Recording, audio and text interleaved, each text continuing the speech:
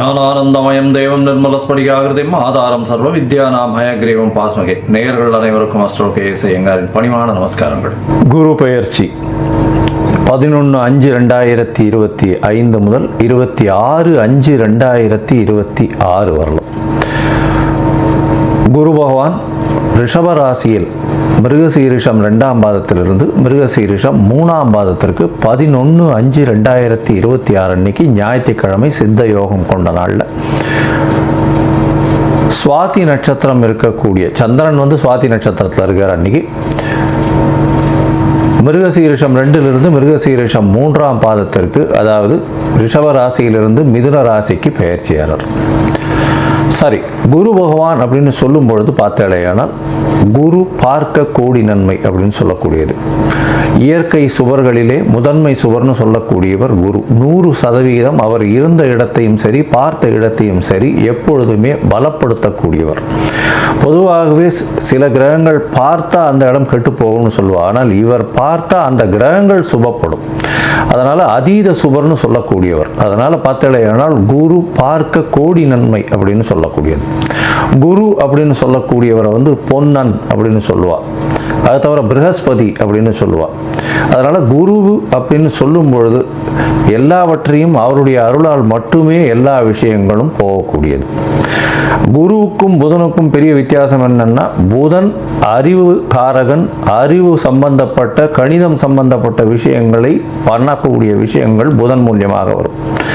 ஆனால் குருவின் அருள் இருந்தால் மட்டும்தான் அந்த உபயோகத்தை, அந்த படித்த வித்தையை உபயோகப்படுத்தக்கூடிய தன்மையை உபயோகப்படுத்தக்கூடிய நேரத்தில் உங்களுக்கு ஞாபகம் வரும். அதனால தான் குருவின் பார்வை எந்த காலகட்டத்திலும் உங்களுக்கு ஏற்றது.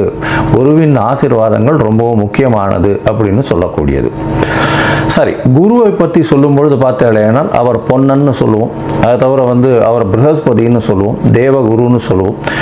இருக்கும் கிரகங்கள் 9 கிரகங்கள். அந்த 9 கிரகங்களில் 7 கிரகங்களை சொல்லுவோம். 2 கிரகங்கள், அதாவது ராகு கேத்துன்றது ஒரே உடலில் 2 தலையும் வாலாகவும் இருக்கிறதுனால அது சாயா கிரகங்கள். ஒரு இதுதான், அதாவது நிழல் அப்படின்னு சொல்லக்கூடியது.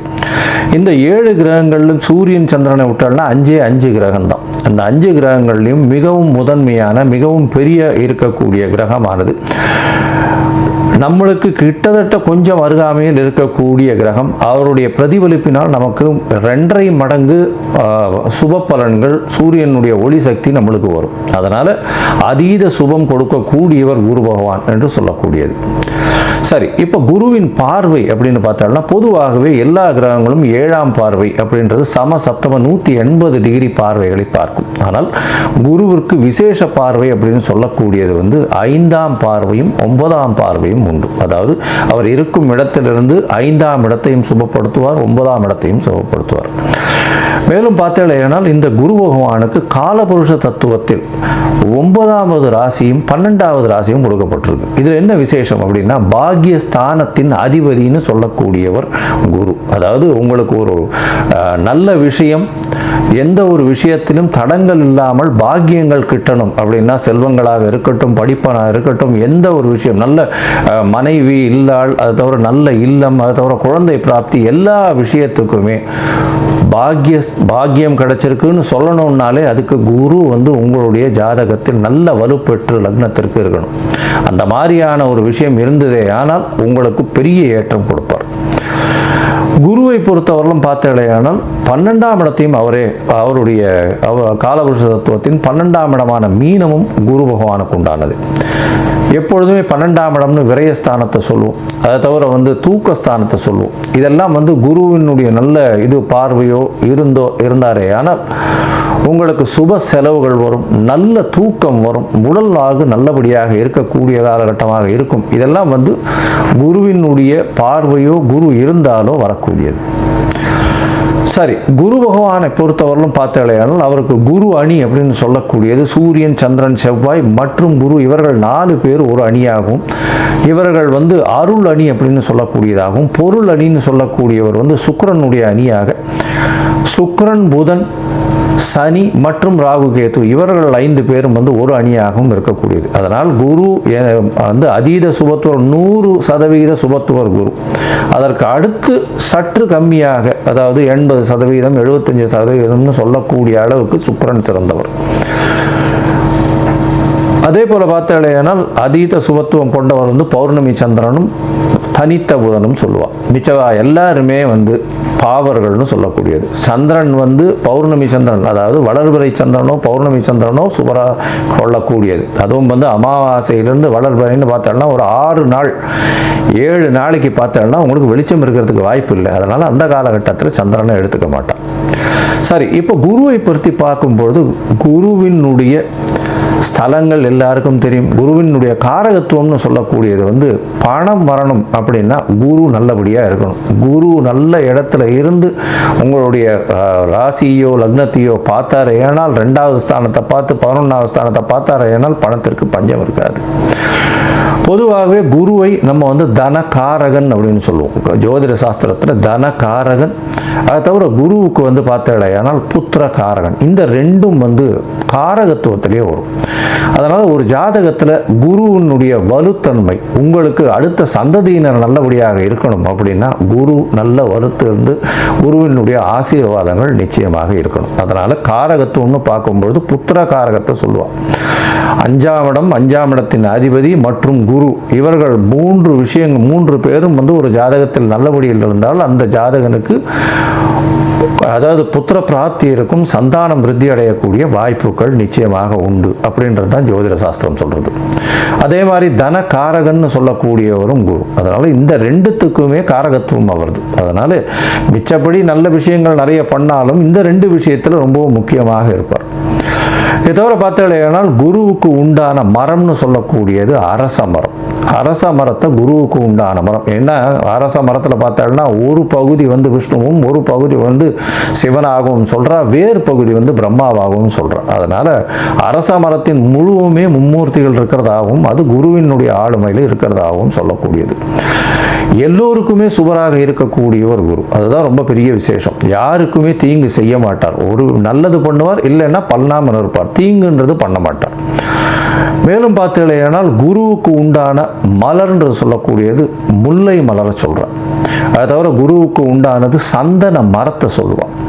இதை தவிர பார்த்தீங்களேனால் இந்த சந்தன மரம் தானம் கொடுக்குறது, அதாவது கொண்ட கடலை, மஞ்சள் நிறம், இந்த மாதிரியான விஷயங்கள் குருவுக்கு சொல்கிறான். இது எதுக்கு சொல்கிறேன் அப்படின்னா ஒருவருக்கு குரு அந்த அளவுக்கு சரியில்லை, இந்த குரு பெயர்ச்சி கொஞ்சம் பிரச்சனைகள் இருக்குது, அதனால் அவளுக்கு வந்து பிரச்சனைகள் வந்து அதிகமாக போகக்கூடிய வாய்ப்பு இருக்குது. அதாவது தனம் வருமானத்திலும் சரி, அதை தவிர வந்து அவளுக்கு உண்டான புத்திர பாக்கியங்களும் சரி, இல்லை புத்திரர்களால் பிரச்சனைகளாக இருந்தாலும் சரி, இல்லை கடன் ஏறக்கூடிய வாய்ப்புகளாக இருந்தாலும் சரி, கடல் கழுத்தை நெருக்கக்கூடிய வாய்ப்புகளாகவும் சரி, இந்த மாதிரியான எளிய பரிகாரங்களை செய்கிறது ரொம்பவும் நல்லது. அதாவது என்ன அப்படின்னா முதல்ல வந்து குரு காயத்ரின்னு சொல்லக்கூடிய ஓம் ரிஷபத்வஜாய வித்மகே கிருணிஹஸ்தாய தீமகி தன்னோ குரு பிரச்சோதயாத்து அப்படின்ற இந்த குரு காயத்ரி மந்திரத்தை ஒரு நாளைக்கு 3 தரமாவது இந்த குரு அடுத்த பெயர்ச்சி ஆறவர்களும் சொல்கிறது ரொம்பவும் நல்லது. அது தவிர குரு பகவானுக்கு உண்டான எளிய பரிகாரம்னு சொல்லக்கூடியது இந்த கொண்டக்கடலை வெள்ளை கலர் கொண்டக்கடலையை வந்து சுண்டல் பண்ணி இது பண்ணுறது. அது தவிர முல்லைப்பூ சாத்துறது குரு பகவானுக்கு, இல்லை தட்சிணாமூர்த்திக்கு. அது தவிர வந்து மஞ்சள் கலர் வஸ்திரம் தானமாக கொடுக்கறது. படிக்கக்கூடிய இடங்கள் அதில் வந்து அதாவது பாடசாலைகள் இதுக்கெல்லாம் வந்து படிக்கிறதுக்குன்னு உங்களால் முடிஞ்ச விஷயத்தை தானமாக கொடுக்கறது. நெய் போட்ட ஸ்வீட்டு அது வந்து வாங்கி தானமாக கொடுக்கறது. அதாவது கோவிலில் வந்து நெய் போட்ட ஸ்வீட், அதாவது சக்கரை பொங்கல்னு வச்சுக்கலாம். அந்த மாதிரியான விஷயங்கள் கொடுக்கறதன் மூலியமாக குருவுக்கு உண்டான பிரீத்தி. சரி, இது எப்போ பண்ணலாம்? குருவுக்கு உண்டான பிரீத்தின்னு சொல்லக்கூடியது எப்போவுமே குருவின் நாளான அதாவது வியாழக்கிழமை அன்னைக்கு பண்ணணும். அதை தவிர பார்த்தேனால் இந்த காயத்ரி மந்திரத்தை எப்போ சொல்லணும்? வியாழக்கிழமை கார்த்தால முதல் மணி நேரம், அதாவது ஹோரைன்னு சொல்லுவோம். அதாவது சூரியன் உதித்த முதல் மணி நேரத்தை ஹோரை அப்படின்னு சொல்லக்கூடியது. இந்த ஹோரையில் முதல் மணி நேர ஹோரை, அதாவது உங்களோட ஊரில் சூரிய உதயம் வந்து 7 மணி இருக்கலாம், இல்லை 6 மணி இருக்கலாம், இல்லை 5 மணி இருக்கலாம். எந்த மாதிரியான இதுவாக இருந்தாலும் சூரிய உதயத்தின் முதல் மணி நேரம் வியாழக்கிழமை அன்னைக்கு இந்த இது காயத்ரி மந்திரத்தை 3 முறை சொல்கிற இல்லையானால் உங்களுக்கு வரக்கூடிய வேண்டிய எந்த பிரச்சனைகளிலிருந்தும் நிச்சயமாக தவிர்க்கப்படும். சரி, இப்போ குரு பயிற்சி இந்த மேஷம் முதல் மீனம் வரை எப்படி இருக்கு அப்படின்றத ஒன்றா பார்க்கலாம். அதற்கு முன்னாடி என்னுடைய மொபைல் நம்பர் பாயிண்ட் இருக்கும் இங்கே, அதாவது மேலே இருக்கும். உங்களுக்கு அஸ்ட்ராலாஜிக்கல் கன்சல்ட் தேவைப்பட்டதுன்னா நீங்கள் எனக்கு காண்டாக்ட் பண்ணுங்க.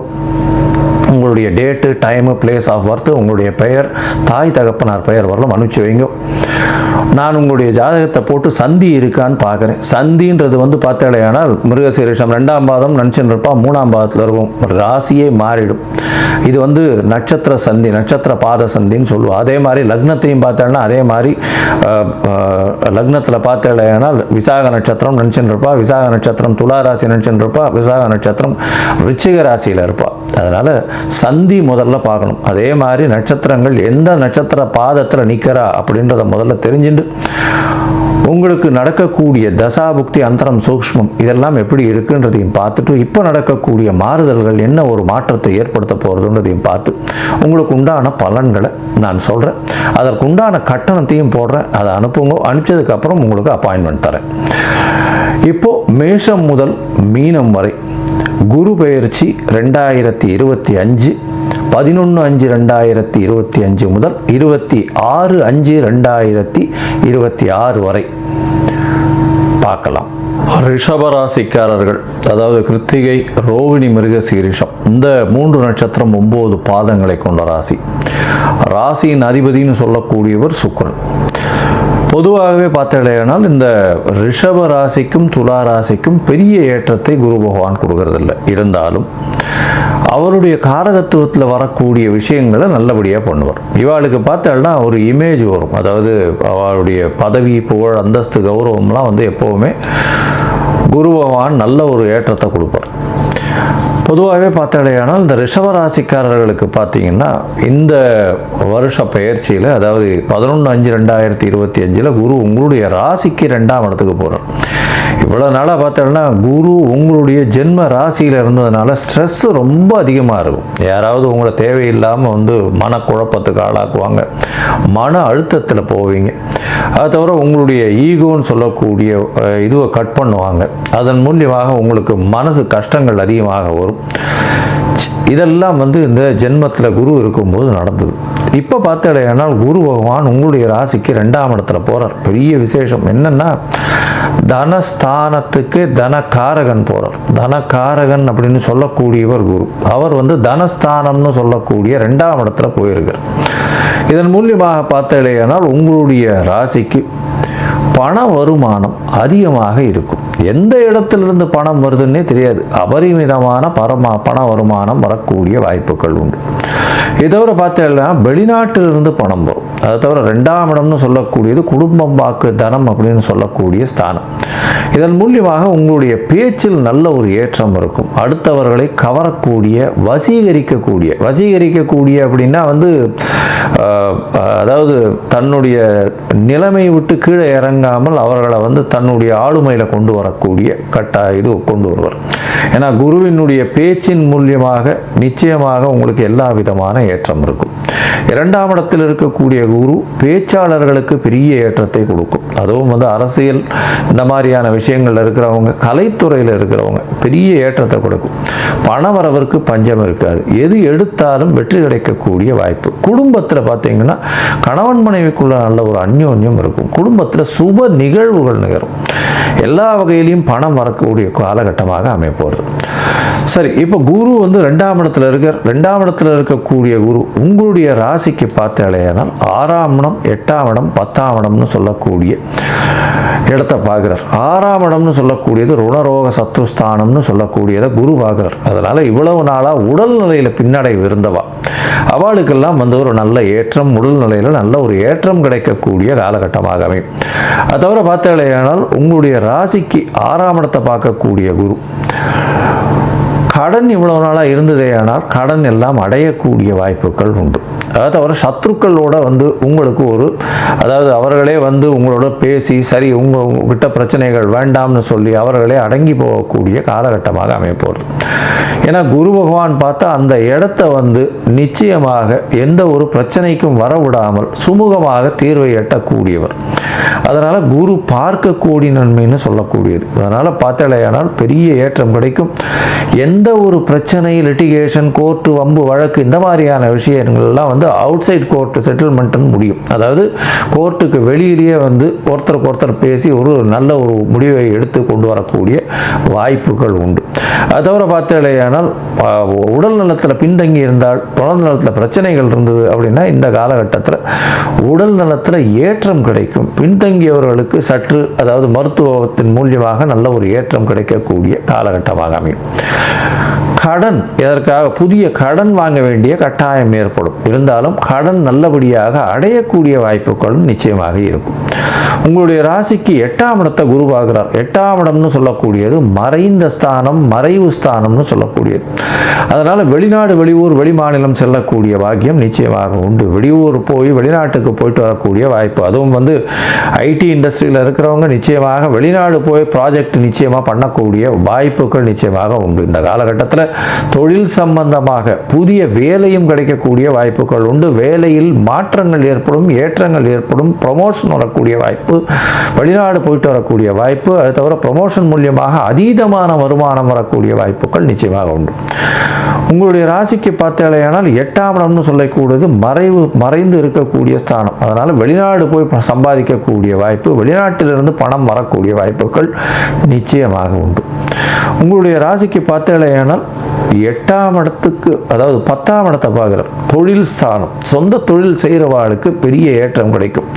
புது புது முயற்சிகள், யுக்திகள் மூலியமாக பண வரவிற்கு பஞ்சம் இருக்காது. ஏன்னா 10ஆம் இடத்துல சனியும் வந்து ஆட்சி பெற்று போயிருக்கார். சனியோடு சேர்ந்து ராகுவும் இருக்கார். கோதண்ட ராகுவாக மாறுறார். அபரிமிதமான தொழிலில் பெரிய ஏற்றம். இவ்வளவு நாள் ஒரு 4 எம்ப்ளாயீஸை வச்சு பண்ணிட்டு இருந்தவங்க இப்போ வந்து 25, 50, 100ன்னு அவர்களுடைய வியாபாரத்தை பெருக்கக்கூடிய வாய்ப்புகள் அதிகம். அது தவிர வியாபாரத்தில் பார்த்தோம்னா பெரிய அதாவது இவ்வளவு லட்சங்களில் பண்ணவாள்லாம் இப்பெல்லாம் கோடீஸ்வரன், கோடிகளில் புரளக்கூடிய வாய்ப்புகள் நிச்சயமாக இருக்கும். மொத்தத்தில் பார்த்தாலேயானால் இந்த குரு பெயர்ச்சி உங்களுடைய ராசிக்கு 2ஆம் இடத்துல இருக்கக்கூடிய குரு பணவரவிற்கு பஞ்சம் இருக்காது. குடும்பத்தில் நல்ல சந்தோஷம் அமையக்கூடிய வாய்ப்பு, குடும்பத்தில் சுப செலவுகள் அமையக்கூடிய வாய்ப்பு, பண வருமானம் அதாவது எண்ணெய் கொட்டக்கூடிய அளவிற்கு பிசிறு இல்லாமல் கொட்டிக்கொண்டே இருக்கும். ராசிக்கு 6ஆம் இடத்தை பார்க்கறதுனால, அதாவது உங்களுடைய ராசிக்கு 6ஆம் இடத்தை பார்க்கறதுனால புது வேலை கிடைக்கக்கூடிய வாய்ப்பு, கடன்கள் எல்லாம் முடியக்கூடிய வாய்ப்பு, புதிய கடன் எடுக்கக்கூடிய வாய்ப்பு, உடல் நலத்தில் நல்ல ஒரு ஏற்றம், அபிவிருத்தி இருக்கக்கூடிய வாய்ப்புகள் நிச்சயமாக உண்டு. போட்டிகள் எல்லா விஷயத்திலும், பிரச்சனைகள் எல்லா விஷயத்திலும் சுமூகமாக செல்லக்கூடிய வாய்ப்புகள் நிச்சயமாக உண்டு. கோர்ட்டு, வம்பு, வழக்கு இந்த மாதிரியான விஷயங்களில் உங்களுக்கு வந்து வெளியில் அவுட் சைட் கோர்ட் செட்டில்மெண்ட் நடக்கக்கூடிய வாய்ப்புகள் நிச்சயமாக உண்டு.